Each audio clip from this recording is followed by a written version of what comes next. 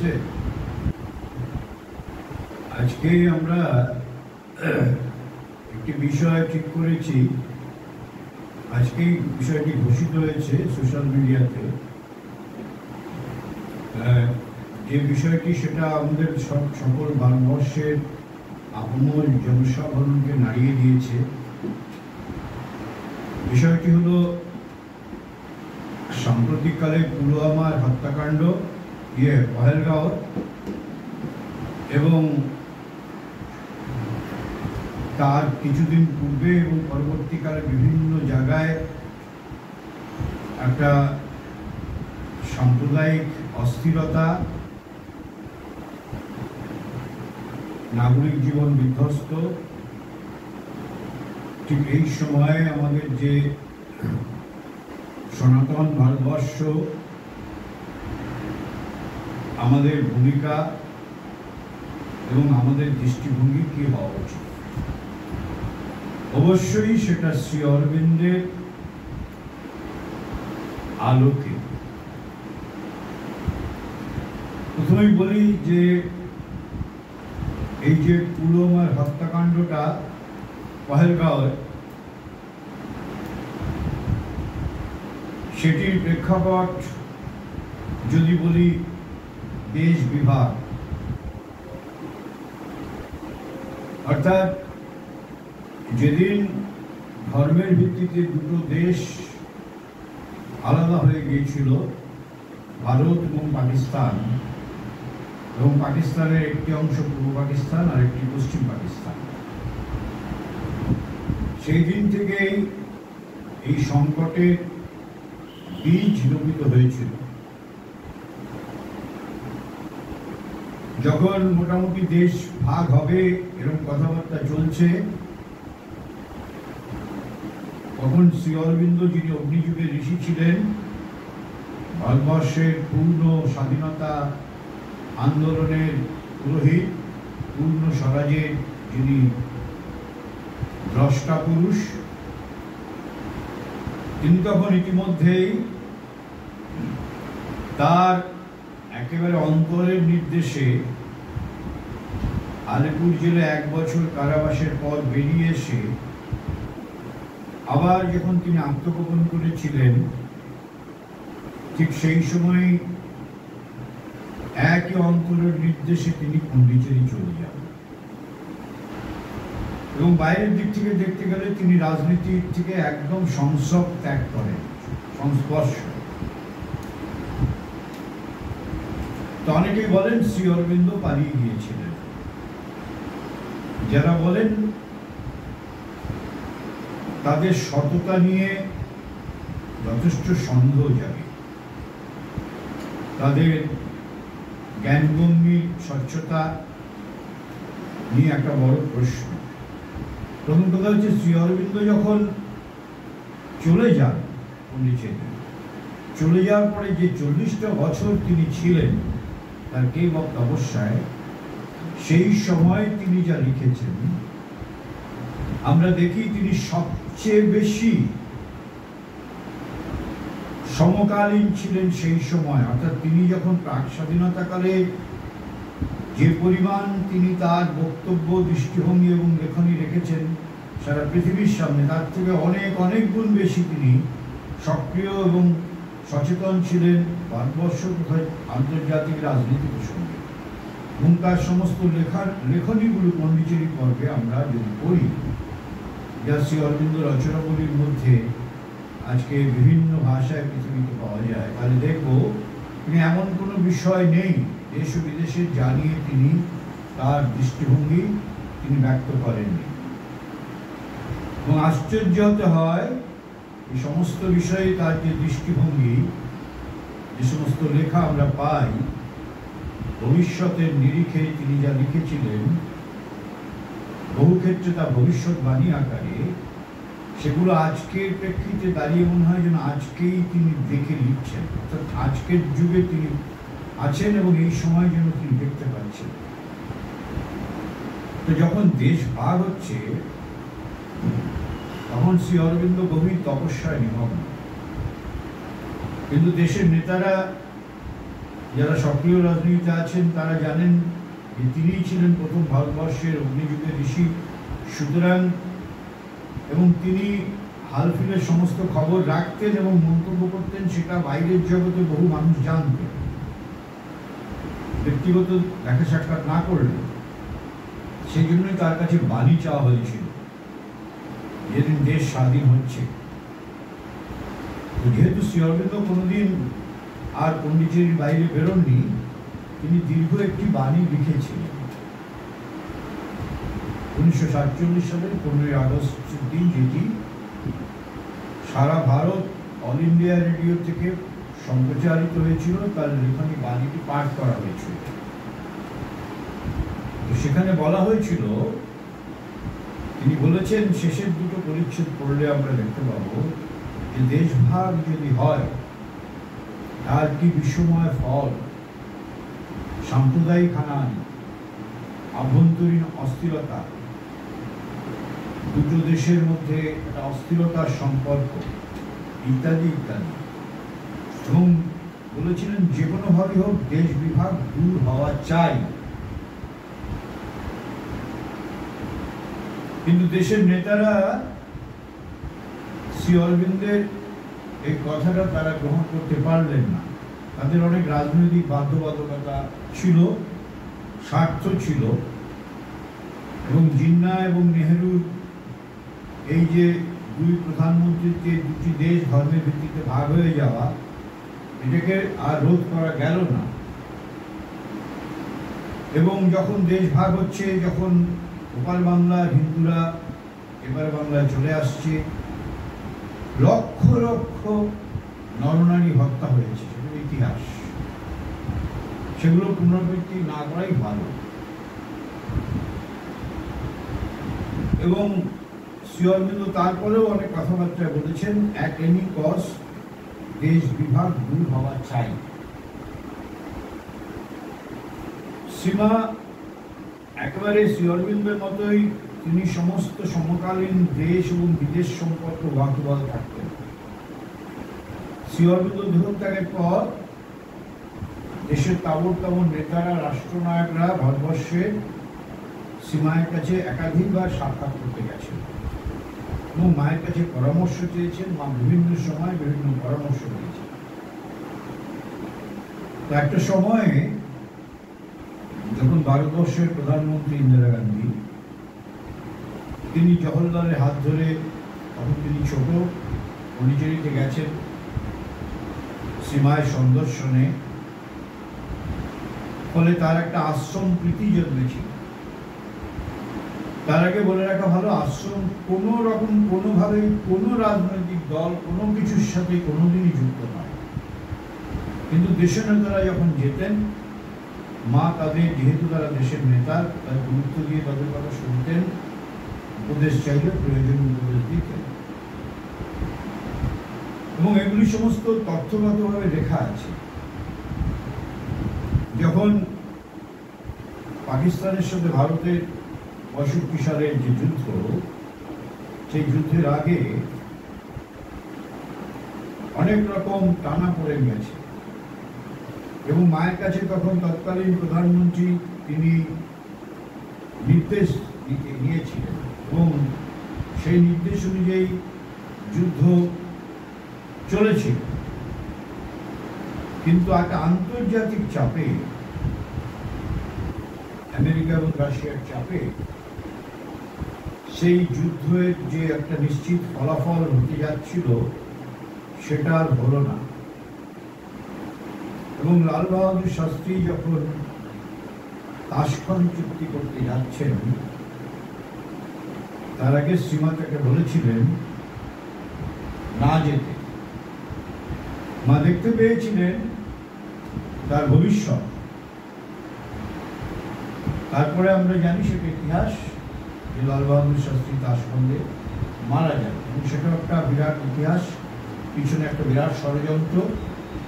এবং বিবেক অগ্নিহোত্রী একটি বিখ্যাত বই করেছেন, ফিল্ম, সারা পৃথিবীতে সেটা আলোড়ন হয়েছে, তাশখন্দ ফাইলস বলে।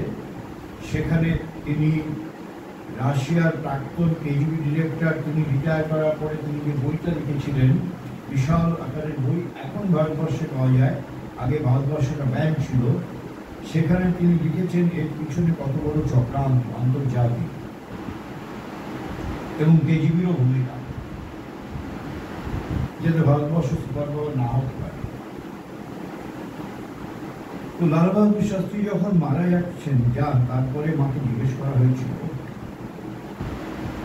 মা তখন বললেন আমার কাছে তার কাছ থেকে কলটা এসেছিল মৃত্যুর সময়, কিন্তু যখন এসছে তখন অনেক দেরি হয়ে গেছে, আমি কিছু করতে পারলাম না, বলে লাল বাহাদুর শাস্ত্রীকে প্রাণ দিতে হবে। তারপরে আবার ভারত পাকিস্তান যুদ্ধ, তখন ইন্দিরা গান্ধী প্রধানমন্ত্রী, তিনিও সীমার সাথে যোগাযোগ রাখতেন এবং যুদ্ধে পাকিস্তান এবং ভারতের যুদ্ধে যখন এমন একটা সময় যে ভারতবর্ষ প্রায় পাকিস্তান দখল করে নেয়, লাহোর পর্যন্ত ঢুকে গেছে সেনাবাহিনী, প্রায় একটা ডিসিসিভ ব্যাটল, তখন মাকে জিজ্ঞেস করা হয়েছিল কি করবে। মা পরিষ্কার বলেছিলেন occupy Pakistan, I see there is no Pakistan। এই প্রসঙ্গে মা বলেছিলেন মনে রাখা দরকার যে ভগবানের ইচ্ছার বিরুদ্ধে, দেশের মানুষের ইচ্ছার বিরুদ্ধে দেশ বিভাগ যেটা হলো, তারপরে মা বলেছিলেন পাকিস্তান হ্যাজ নো সোল, যে দেশটার সোল নেই সে দেশটা যে কি আজকে সারা পৃথিবী বলছে একটি সন্ত্রাসবাদী রাষ্ট্র, অধিকাংশ দেশ। কিন্তু তখন অকুপাই পাকিস্তান যখন বলা হলো, মা বললেন সেই সময় প্রায় দখল হয়ে যাচ্ছে পাকিস্তান, আমেরিকা 7th ফ্লিট পাঠালো, 7ম নৌবহর, মনে আছে হয়তো, ভারতকে ঠেকানোর জন্য। তখনও ভারতবর্ষ অনড়, সে পাকিস্তান ঢুকবে। তখন আমেরিকা রাশিয়াকে অনুরোধ করল যে তুমি এটা ঠেকাও।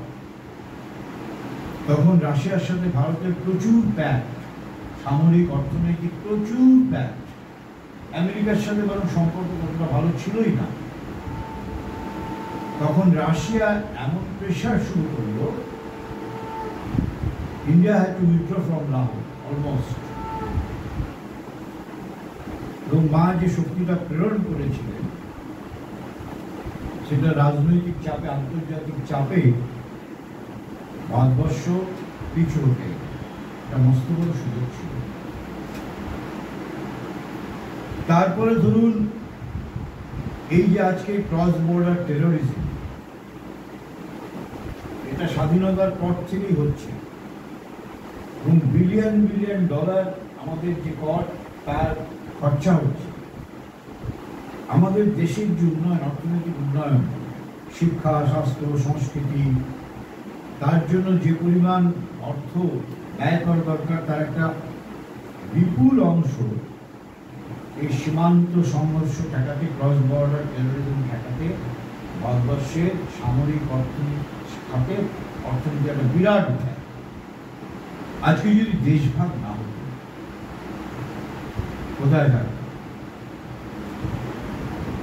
এই উগ্রপন্থা, এই সীমান্ত পার হয়ে এই টেরোরিজম, এবং সে কিন্তু সবগুলোই বলেছিল আজকে সেই ফলভোগ করতে হচ্ছে। দুর্বল নেতৃত্বের জন্য, না তাদের রাজনৈতিক দূরদর্শিতা ছিল, না তাদের ভারতবর্ষ সম্বন্ধে সম্যক যে জ্ঞান, ভারতবর্ষের যে ঐতিহ্য সংস্কৃতি সেটা ছিল না। ফলে তার ফলভোগ আমরা করছি। ঠিক পূর্ব পাকিস্তান সম্বন্ধে একই কথা। সে সময় একটা বড় সুযোগ এসেছিল আজকে যদি পাকিস্তান ভারতবর্ষের মধ্যে চলে আসতো, হয়তো আন্তর্জাতিক একটা চাপ থাকতো, কিন্তু সেই চাপকে তোয়াক্কা না করে ভারতবর্ষের মতো রাষ্ট্র যদি উপেক্ষা করতে পারতো, আজকে পরিস্থিতি অন্যরকম হতো। সাম্প্রতিককালে হাসিনা সরকারের পতনের পর বাংলাদেশ বর্ডার ভারতবর্ষের কাছে একটা ভয়ানক উদ্বেগ অবস্থা দাঁড়িয়েছে, আগে যেটা ছিল না। ফলে এটা একটা বড় আমাদের রাষ্ট্রের যে সংহতি, নিরাপত্তা, তার ক্ষেত্রে আবার একটা নতুন একটা ইস্যু হয়ে গেল এই বাংলাদেশের সাম্প্রতিক ঘটনা। এবং কাশ্মীর যখন ভারতবর্ষের সাথে তার অন্তর্ভুক্ত রাজা হরি সিং যখন চুক্তি করলেন সে ভারতের অন্তর্ভুক্ত হবে, তখনই ভারতবর্ষ থেকে সেনা পাঠিয়ে পাকিস্তানি সেনাদের তখন সেদিনের মতো তখনকার মতো পরাজিত করা হয়েছিল। কারণ তখন ভারতবর্ষের সাথে চুক্তি হয়ে গেছে ভারতবর্ষের অঙ্গরাজ্য হবে। কিন্তু ততদিনে যে কাশ্মীরের যে একটা প্রাচীন ঐতিহ্য ছিল, আজকে ভারতবর্ষের সনাতন ভারতবর্ষের যে কৃষ্টি, তার এক বলা যেতে পারে পীঠস্থানই ছিল কাশ্মীর, সেই শৈব কাশ্মীর। কিন্তু কালের ধারায় সেখানে ধীরে ধীরে সে বহু ইতিহাস, সেখানে মুসলিমদের জনসংখ্যা বাড়তে লাগলো এবং সেই সাল 1989 কি 90 সাল কাশ্মীরি পণ্ডিতদের এক্সোডাস হলো। এত নিধন হলো যে সেখান থেকে প্রায় কাশ্মীরি পণ্ডিত যারা ছিল সেই সংস্কৃতি এবং কৃষ্টির বাহক, তারা ছিন্নমূল হয়ে চলে গেল। আজও তারা ফিরতে পারেনি। এবং ঠিক তার আগে যে চুক্তিটা হলো, ভারতবর্ষের প্রধানমন্ত্রী ভারত সরকারের সাথে কাশ্মীর যে অঙ্গরাজ্য তার, সেইখানে 370 ধারা, এটা একটা বিষ ফোড়ার মতো। কি না সেখানকার যে আলাদা রাজ্যের যে স্বাতন্ত্র অন্যান্য যে রাজ্যগুলো পায়, কাশ্মীর তার থেকে বেশি কিছু। কাশ্মীরের আলাদা কনস্টিটিউশন, কাশ্মীরের আলাদা পতাকা, এবং সেখানে কাশ্মীর ছাড়া অকাশ্মীরিরা সেখানে কোনো জমি কিনতে পারবে না। তারা যদি ওখানে যায় তাদের এমপ্লয়মেন্ট হবে না। এমনকি কাশ্মীর মেয়েরা যদি অকাশ্মীরিদের বিয়ে করে তাদের ওখানে কোনো শর্ত থাকবে না। একটা অদ্ভুত নিয়ম, এবং এই নিয়মের শিকার দীর্ঘদিন ধরে স্বাধীনতার পর থেকে ভারতবর্ষ 370 ধারার কুফল ভোগ করেছে। কোন সরকার, এটা বলা হয়েছিল একটা টেম্পোরারি অ্যারেঞ্জমেন্ট, এটা পরে তুলে দেওয়া হবে। পুরো রাজ্যের যে তার যে পাওয়ার সেটা হবে অন্য রাজ্যগুলোর সাথে যে ফেডারেল স্ট্রাকচার সেটাই থাকবে। কিন্তু দুর্বল নেতৃত্ব 370 আর তোলবার সাহস করবে না। বারবার তারা ভয় পেয়েছেন 370 যদি তুলে দেওয়া হয় একটা জাতীয় জীবন অস্থিরতা, দাঙ্গা, বৈষম্য, আক্রমণ হবে। কিন্তু এই বর্তমান যে কেন্দ্রীয় সরকার, সে সেকেন্ড টার্মে এসে সে স্থির করলো যে 370 ধারা রদ হয়ে যাবে, এবং 370 ধারা রদ হবে। এবং তখনই বলা হয়েছিল যদি 370 ধারা রদ হয় তাহলে কাশ্মীরে আগুন জ্বলবে, কাশ্মীরিরা বিদ্রোহ করবে ভারতবর্ষের বিরুদ্ধে। বাস্তব পরিস্থিতি দেখা গেল যে পরিস্থিতি যতটা মনে হয়েছিল ভয়াবহ, এগুলো ছিল স্থানীয় নেতৃত্বের, যারা স্বার্থদুষ্ট নেতৃত্ব, ধান্দাবাজ নেতৃত্ব, তাদের একটা অপপ্রচার। ধীরে ধীরে কাশ্মীর আগের তুলনায় অনেক শান্ত হয়ে গেল, এবং এখন কাশ্মীরের জনজীবন অনেক সহজ হচ্ছে। পর্যটকদের বিপুল ভিড়, জাতীয় অর্থনীতিতে একটা বড় রকম পরিবর্তন এসছে, স্থানীয় মানুষরা রুজি রোজগার করছে, পর্যটন শিল্পের কল্যাণে শিল্প আসছে, এবং যেটা ছিল না, আজকে কাশ্মীরিরা সেনাবাহিনীতে যোগ দিচ্ছে, কাশ্মীরের সিনেমা হল বন্ধ ছিল, কাশ্মীরের ছেলেমেয়েরা সিনেমা হলে সিনেমাকে দেখছে, তারা জাতীয় সংহতি দিবস পালন করছে, যেটা ছিল অকল্পনীয়। এবং স্টোন পেল্টিং, ঢিল ছোড়া ছিল নিয়ত ঘটনা। স্টোন ছুটবে, স্টোন পেল্টিং করবে, কিন্তু কাউকে মারা যাবে না গুলি করে। সরকারের এতটাই বাধ্যবাধকতা ছিল। কিন্তু আজকে দেখা যাচ্ছে যে স্টোন পেল্টিং বন্ধ, কিন্তু কাশ্মীর ভারতবর্ষের একটা শান্তিপূর্ণ অঙ্গরাজ্য হোক, সেটা বেশ কিছু স্বার্থদুষ্ট রাজনৈতিক শক্তিরা এবং বাইরের কিছু রাষ্ট্র তারা চায় না। তার কারণ কাশ্মীর যদি ডিস্টার্ব থাকে এবং যুদ্ধ যদি কাশ্মীরে চলে, ক্রস বর্ডার টেরোরিজম যদি চলে, তাহলে যারা অস্ত্র ব্যবসায়ী আন্তর্জাতিক স্তরে, তাদের ব্যবসাটা আরো ফুলে ফুলে উঠবে। সুতরাং অস্ত্র ব্যবসায়ীরাই চায় না কাশ্মীর একটা শান্তি ফিরে আসে। পাকিস্তান তো চাই না। এদিকে পাক অধিকৃত কাশ্মীর, সেটাও একটা দুর্বল নেতৃত্বের জন্য আজকে হলো। অর্থাৎ যখন যুদ্ধ চলছে, সেই সময় ভারতবর্ষ যখন পাকিস্তান আক্রমণ করেছে কাশ্মীরকে, তারপরে যখন পাল্টা আক্রমণ হলো, ভারতবর্ষ ক্রমশই কাশ্মীরি সেনাদের পাকিস্তানি সেনাদের পিছু হটাচ্ছে, তখন রাষ্ট্রপুঞ্জে চলে গেল। পাকিস্তান প্রেশার ক্রিয়েট করলো এবং ভারতের তৎকালীন প্রধানমন্ত্রী তিনি রাষ্ট্রপুঞ্জে চলে গেলেন, মানে সেই চাপের কাছে। এবং সেখানে কি হলো, যে যেখানে আছে সে সেখানেই লাইন অফ কন্ট্রোল লাগু হয়ে গেল। অর্থাৎ ভারতবর্ষের যেটা ছিল তার অনেকটা বিপুল অংশ পাক অধিকৃত কাশ্মীরে চলে গেল। অর্থাৎ সেখানেই যুদ্ধবিরতি, পাকিস্তানও আর এগোবে না, ভারতবর্ষ এগোবে না, যে যেখানে আছে। ফলে পাকিস্তানে কাশ্মীরের একটা বড় অংশ পাক অকুপায়েড কাশ্মীর হয়ে গেল। দুর্বল নেতৃত্ব। তিব্বতের ক্ষেত্রে তাই। ওদিকে যখন ভারতবর্ষের প্রধানমন্ত্রী ছিলেন জওহরলাল নেহরু,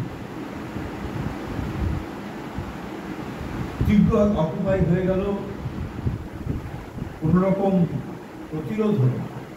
পরে আমরা জেনেছিলাম একজন এয়ার মার্শাল প্রাক্তন, তিনি লাইভ ইন্টারভিউতে এসেছিলেন, বলছেন সেই সময় চীনের থেকে আমাদের এয়ারফোর্স শক্তি অনেক বেশি। আমরা তখন বলেছিলাম আমরা এয়ার দিয়ে আক্রমণ করি, করতে দেওয়া হয়নি। তার ফল হাজার হাজার বর্গ কিলোমিটার পাকিস্তানের দখলে চলে যাচ্ছে, তিব্বত চলে যাচ্ছে চীনের দখলে। ফলে এই যে দুর্বল নেতৃত্ব, এই দুর্বল নেতৃত্বের ফলে আজকে ভারতবর্ষের মানুষ, আপামর মানুষ, হিন্দু হোক মুসলমান হোক, যেগুলো মানুষ সাফার করছে। মানে বিপুল প্রভাব অর্থনীতির মধ্যে পড়ছে, তার সাথে একটা রাজনৈতিক অস্থিরতা, সাম্প্রদায়িক অস্থিরতা দিনকে দিন বাড়ছে। এবং দেখা যাচ্ছে আর একটা জিনিস, যে সেকুলারিজমের নামে আসলে ভারতবর্ষ তো চিরকালই সেকুলার। হিন্দু কবে আবার ধর্মান্ধ হল? যে দেশটাকে মোগলরা 800 বছর শাসন করলো, ব্রিটিশরা প্রায় 200 বছর, তারপরেও এই দেশ ভাগের পরে বিপুল সংখ্যক, পাকিস্তানের থেকেও বেশি সংখ্যক মুসলিমরা ভারতবর্ষে থেকে গেল। কেন থাকলো? তারা তো বোকা না, তারা মনে করেছে যে পাকিস্তান ভাগ হয়েছে বটে, আমরা চেয়েছি, যারা ভোট দিয়েছে 80% মুসলিমই ভারতবর্ষ থেকে গেছে, যারা পাকিস্তানের পক্ষে ভোট দিয়েছে। আশ্চর্য ঘটনা, যে ভোটটা হয়েছিল তার 80% মুসলিমরাই ভারতে থেকে গেছে, যারা পাকিস্তান চেয়েছিল। আদতে জানে পাকিস্তান একটা দেশ, কিন্তু তারা যদি সুখে থাকে তো ভারতবর্ষেই থাকে, নাহলে ভারতবর্ষে থেকে যাওয়ার কারণটা কি? তাদের মধ্যে একটা বড় অংশ ধর্মীয় জীবীরে রাজনৈতিক বাধ্যবাধকতায় তারা পাকিস্তানের পতাকা ওড়ায়, জায়গায় জায়গায় পাকিস্তান জিন্দাবাদ। আর যে সমস্ত উগ্রপন্থী, বড় বড় উগ্রপন্থী নাম করা, তাদের নিহতের পর তাদের নিয়ে শোক সভা হয়, কাশ্মীরে মিছিল হয়, তারা যেন মহামানব। এবং এই জিনিস দুর্বল নেতৃত্ব চিরকাল এটাকে টলারেট করেছে। ফলে আমাদের ভারতবর্ষের আমাদের যে জনজীবন, আমাদের যে অর্থনৈতিক জীবন, রাজনৈতিক জীবন একটা চরম অস্থিরতা, এবং এর ফল আমরা সবাই ভোগ করছি। যখন বলা হলো সেকুলার, ইন্দিরা গান্ধী যখন এমার্জেন্সি হলো তখন তিনি বললেন, সেই সুযোগে তিনি জোর করে সংবিধানটা পরিবর্তন করে তার মধ্যে সেকুলার কথাটা তিনি ঢুকিয়ে দিলেন। এই সেকুলার কথাটা নিয়ে যত বিপত্তি হচ্ছে আমাদের তো ভারতবর্ষের যে হিন্দু সংস্কৃতি, ভারতবর্ষের যে সনাতন সংস্কৃতি, সেটা চিরকালই সেকুলার। সে সবাইকে তার কোনো স্থান দিয়েছে। সে নন সেকুলার হলো কবে? কিন্তু ইন্দিরা গান্ধীর একটা বাধ্যবাধকতা ছিল, তিনি তার মন্ত্রিসভা টিকিয়ে রাখার জন্য তিনি কমিউনিস্টদের সাথে তার প্যাক্ট হয়ে তিনি কেন্দ্রীয় মন্ত্রিসভাটাকে টিকিয়ে রেখেছিলেন।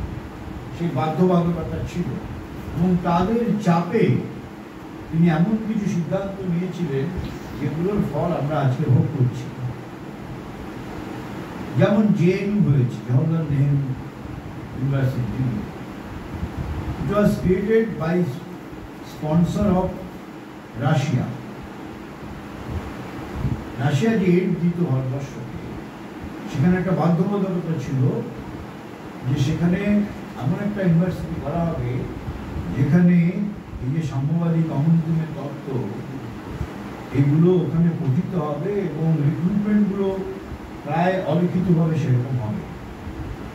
এবং তারপর থেকে জেএনইউর ইতিহাস কিন্তু ভীষণ বিতর্কিত ইতিহাস।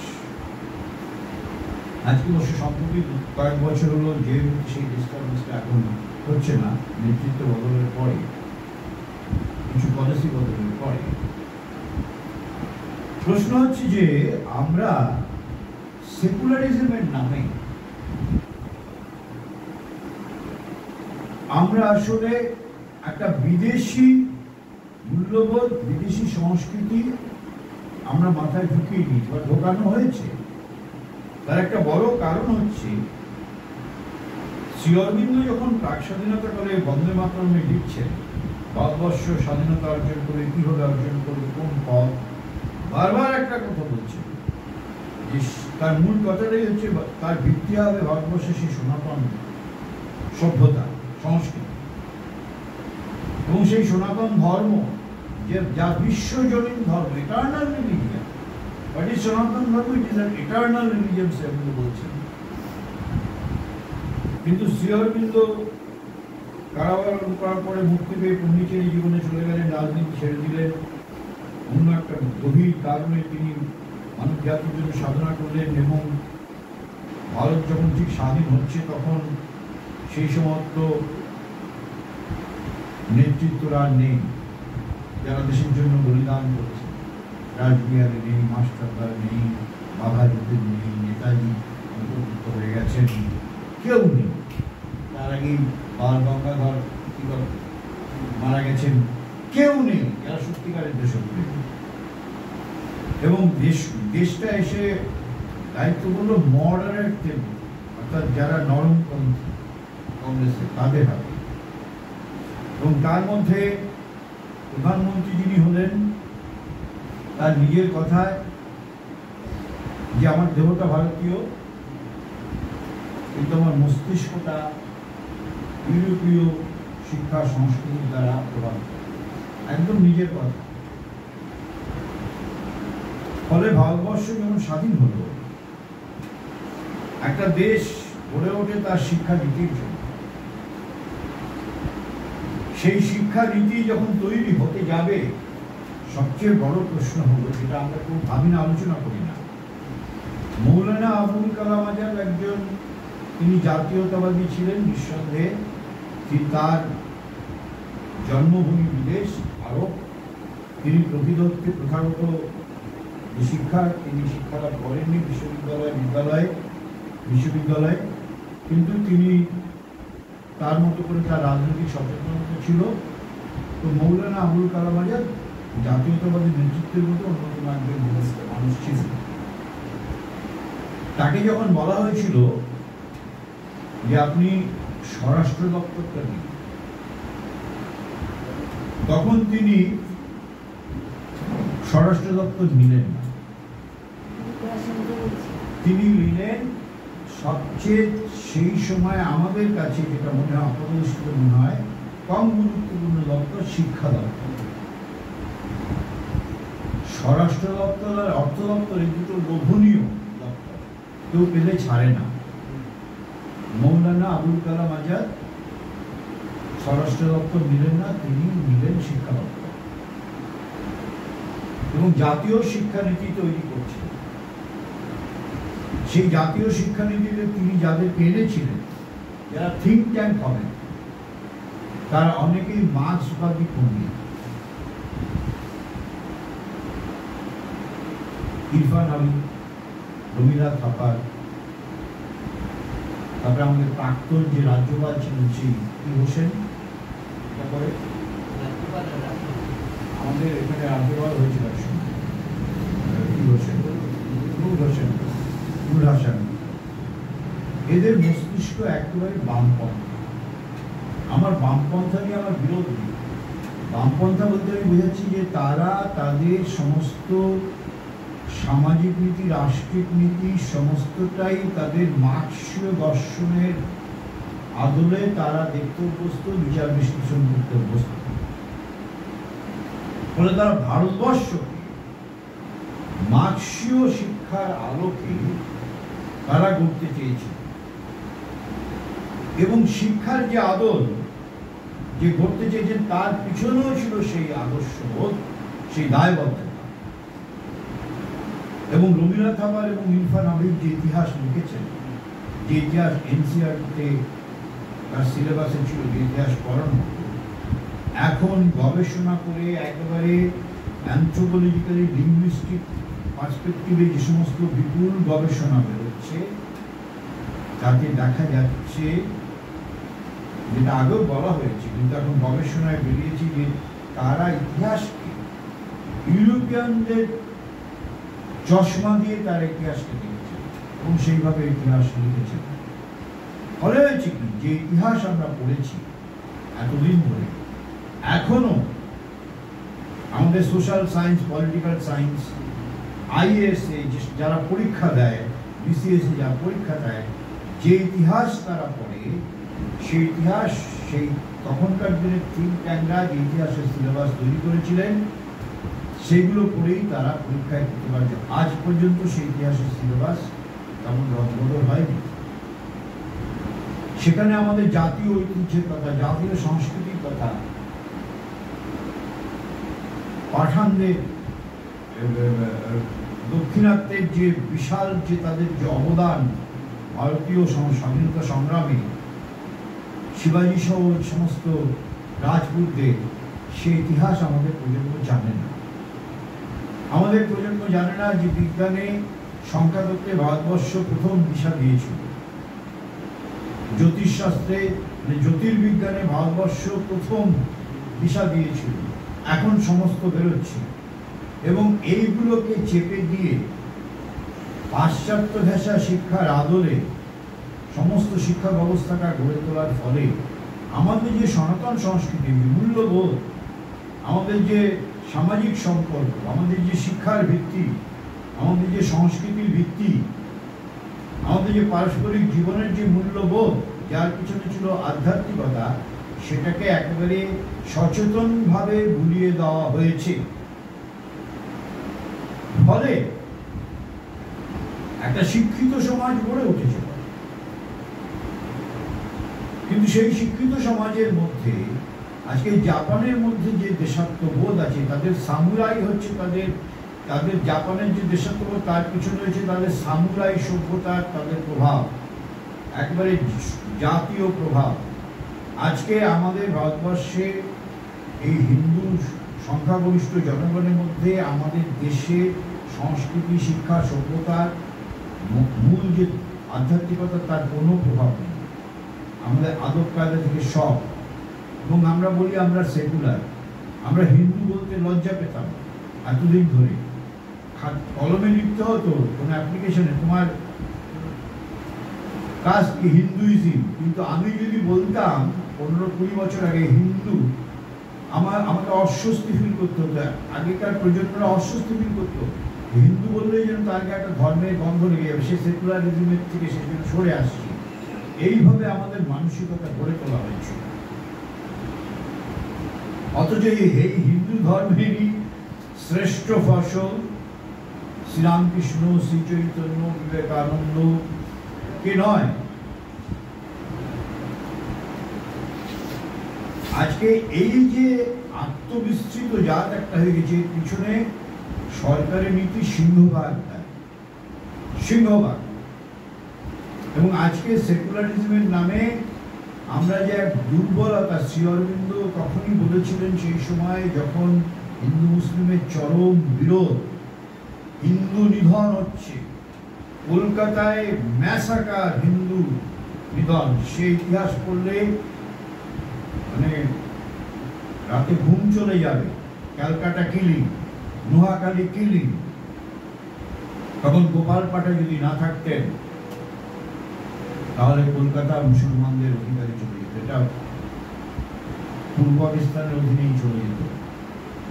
গান্ধীজির মতো মানুষ তাকে রুখতে ছিল, তিনি গান্ধীজিকে উপেক্ষা করে তিনি বাঁচিয়েছিলেন এই বাঙালি হিন্দুদের।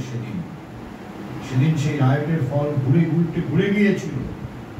আজকে তাকে আমরা স্মরণ করি না, তার প্রতি আমাদের কৃতজ্ঞতা নেই। আমরা এখন সেকুলারিজম মানবতাবাদের কথা বলছি। হিন্দু সভ্যতা, হিন্দুদের মানবতাবাদী যেন কেউ শেখাতে আসে না, কোনো দেশের কোনো মানুষ। হিন্দু সভ্যতাটাই সেকুলার। তাদের নতুন করে তাদের মার্ক্সীয় সেকুলারিজমের শিক্ষা নিতে হবে না, পরিষ্কার কথা। পাশ্চাত্য সেকুলারিজমের শিক্ষা তাদের নিতে হবে না। তাদের রক্তের মধ্যে রয়েছে সেকুলারিজম, তাদের মধ্যে প্লুরালিজম, কথাটা হচ্ছে প্লুরালিজম, বহুত্ববাদ তাদের রক্তের মধ্যে রয়েছে। এখন আমাদের যে অবস্থা হয়েছে, এখন কিন্তু শ্রী অরবিন্দ তখনই বলেছিলেন আগে হিন্দুরা সংগঠিত হোক, সেই ঐক্য দিয়ে সে মুসলমানদেরকে সে আত্মস্থ করে নিতে পারবে, নিজের মধ্যে করে নিতে পারবে। তার যদি নিজের শক্তি থাকে, তাদের যদি ইউনিটি থাকে, সেই ইউনিটি শক্তি দিয়ে তার ভার দিয়ে সে মুসলমান সমাজকে তার মধ্যে একীভূত করে নিতে পারবে। কিন্তু হিন্দুরাই যদি একত্র না হয়, তাহলে কাউ সেকুলারিজমের দোহাই, কাউ মার্ক্সিজমের দোহাই, কেউ আল্ট্রা মার্ক্সিজমের দোহাই, কেউ মাওবাদী দোহাই, নিজেরা বিভক্ত। তাদের যে একটা হিন্দু জাতি, একটা সভ্যতার তাদের নিজেদের একটা যে অতীত আছে, সেইটা ভুলে গিয়ে তাদের মধ্যে তাদের এই শাখা প্রশাখা, এই দলীয় কোন্দল নিয়ে তারা বিভাজিত, এবং এই বিভাজনের সুযোগ নিয়েছে পড়শি দেশ চিরকাল, এখনো নিচ্ছে। আর রাজনৈতিক দলগুলো, সমস্ত রাজনৈতিক দল, আমরা কোনো রাজনীতির সপক্ষে নই, আমরা অরাজনৈতিক, কিন্তু রাজনৈতিক যে দুর্বলতা, যেটা শ্রী অরবিন্দ বলেছিলেন, যে পলিটিক্যাল কম্পালশন, পপুলিস্ট পলিটিক্স, তার জন্য আজকে আমাদের এই অবস্থা। আজকে হিন্দুদের যে টেম্পলগুলো আছে, বড় বড় টেম্পল, যেখানে বিপুল রাজস্ব, বিপুল আয়, সেই সমস্ত state control. Hindu temple act তখন তদন্তকালে সরকার করেছিল, ব্রিটিশ করেছিল, সেটাকে আরো সংশোধন করে স্বাধীনোত্তর কালে সরকার করে। অর্থাৎ সমস্ত তার আয়, রাজস্ব আয়গুলো, টেম্পলের যা কিছু শিল্পভাগ, সমস্তটাই সরকার নিয়ে নিচ্ছে, তার সামান্য অংশ ফিরিয়ে নিচ্ছে। বহু মন্দির ঘুরছে অর্থাভাবে, পুরোহিতরা সামান্য সামান্য বেতন পায়, অথচ চার্চে আর মসজিদের কোনো এরকম অ্যাক্ট নেই যে রাষ্ট্র তাকে নিয়ন্ত্রণ করবে। তাহলে আর উই সেকুলার? আমরা কি করে সেকুলার হলাম? আমার হিন্দু টেম্পলের উপর রাষ্ট্রের নিয়ন্ত্রণ আছে, তার সিংহভাগ সে আয় সে নিয়ে নিচ্ছে, আর অন্যদের ক্ষেত্রে তার কোনো নিয়ন্ত্রণ নেই। এটা কি সেকুলারিজম? এই নিয়ে সুপ্রিম কোর্টে একটা কেস হয়েছে।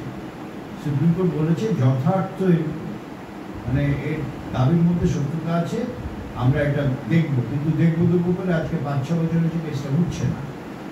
মুক্ত করলে সমস্তকে মুক্ত করবে, সমস্ত টেম্পল, চার্চ, মসজিদ, কোন সরকার নিয়ন্ত্রণ থাকবে কেন? আমরা যে আজকে মন্দিরকে যেগুলো দেখি, আমাদের ভারতবর্ষের মন্দির এরকম ছিল না। আমরা ইতিহাস পড়েছি, আজকে তো পাওয়া যাচ্ছে, নতুন করে রিএডিশন হয়েছে, রিপ্রিন্ট হয়েছে।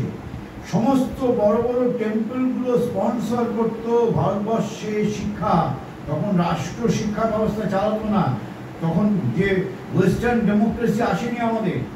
স্বাধীনোত্তর প্রাক স্বাধীনতা কালে অতীতে ভারতবর্ষের টেম্পলগুলোর যে রাজস্ব, তাই দিয়ে বড় বড় বিদ্যালয়, উচ্চ বিদ্যালয়, মহাবিদ্যালয় চলতো, সেখানে রেসিডেন্সিয়াল হোস্টেল থাকতো, সেই হোস্টেলগুলো সব স্পন্সর করতে হচ্ছে টেম্পল ট্রাস্ট। এবং এটা তথ্য আজকে গুগলে গিয়েও যদি কেউ দেখতে চায় ইনস্ট্যান্টলি, সেখানে 60% আমরা আজকে যাকে বলি ওবিসি ক্যাটাগরি, তারা পড়াশোনা করত সেই সমস্ত বিদ্যালয়ে। এবং তখনকার টিচাররা ছিল ব্রাহ্মণ, তারা খুব ইল পেইড, অত্যন্ত কম বেতন পেতেন। সেই সময় কালচারটাই ছিল এরকম, তারা শিক্ষক, আচার্য, তারা রোজগার করার জন্য আসেনি, শুধু পুণ্যবৃত্তিটা করার জন্য তারা সামান্য পেতেন। সেটাই ছিল তাদের তুষ্টি, আত্মতুষ্টি, সন্তুষ্টি। কারণ তারা জানেন তাদের স্বধর্ম হচ্ছে জ্ঞান দান করা। এটাই ইতিহাস। সেই ইতিহাস পড়ুক না, অরিজিনাল ইতিহাস পড়ুক, সেগুলোকে ভুলিয়ে দেওয়া হয়েছে। আজকে তিরুপতির যে আয়, ভারতবর্ষের 4টে পঞ্চবার্ষিকী পরিকল্পনার আয়ের থেকে বেশি টাকা, কিন্তু এটি স্টেট কন্ট্রোল বাই। কেন? তুমি সবার কাছ থেকে ট্যাক্স নাও, আমি একটা জিনিস কিনলেও আমাকে ট্যাক্স দিতে হয়, ডাইরেক্ট ট্যাক্স আছে, ইনডাইরেক্ট আছে, জিএসটি আছে। তাহলে এই যে মন্দিরের যে আয়গুলো, সে আয়গুলোর থেকে তো নিশ্চয়ই সেগুলো কোথাও না কোথাও খরচ হচ্ছে, কোনো উন্নয়ন কোথাও না কোথাও নানানভাবে যেখানেই খরচ হবে তার থেকেই সরকার ট্যাক্স পাবে। এটা নিয়ম, ডাইরেক্ট এবং ইনডাইরেক্ট ট্যাক্স। তাহলে সরকার তো রেভিনিউ হবে। সরকার কেন মনোপলিস্টিক ভাবে সমস্তটাকে কন্ট্রোল করবে? কারণটা যদি কন্ট্রোলই করে, তাহলে কেন why not church, why not মসজিদ? সব কন্ট্রোল করো। আমরা বলছি না যে ওদেরকে কন্ট্রোল করো, আমাদের ডিকন্ট্রোল করো, বিনিয়ন্ত্রণ করো। আমি বলছি না সবার ক্ষেত্রে। তাহলে উই আর নট সেকুলার, আমরা সেকুলার নই। সেকুলারিজমের নামে আমাদের রাজনৈতিক বাধ্যবাধকতায় আমরা কোনো একটা সংখ্যা লঘিষ্ঠ অংশকে আমরা যেন তুষ্ট করে আমরা যেন ভোট ব্যাংক নিতে চাই। এটা সব রাজনৈতিক দলের ক্ষেত্রে এটা প্রযোজ্য। সেই জন্য শ্রী অরবিন্দ বলেছিলেন যে ভারতবর্ষ যতদিন এই ওয়েস্টমিনিস্টার স্টাইলে তার গণতান্ত্রিক কাঠামো হবে, ভারতবর্ষকে বহু মূল্য চোখাতে হবে। ভারতবর্ষ বিরাট ভুল পথে চলবে যেদিন থেকে ভারতবর্ষের ডেমোক্রেসি, এই সংবিধান পাশ্চাত্যের অনুকরণে তৈরি হবে। কিন্তু ভারতবর্ষের উপায় নেই, আমাদের আরো অনেক তীর্থকর অভিজ্ঞতার মধ্যে অনেক বছর যেতে হবে। কত বছর? আরো কত বছর? তাহলে আমাদের এখন উপায়, আমাদের উপায় হচ্ছে যে আমাদের ছেলেমেয়েরা আজকে সবচেয়ে ডিসকন্টেন্ট। আজকে আমাদের নতুন প্রজন্মের ছেলেমেয়েরা শিক্ষায় একটা অরাজকতা, সামগ্রিকভাবে, শুধু আমার রাজ্য বলে নয়,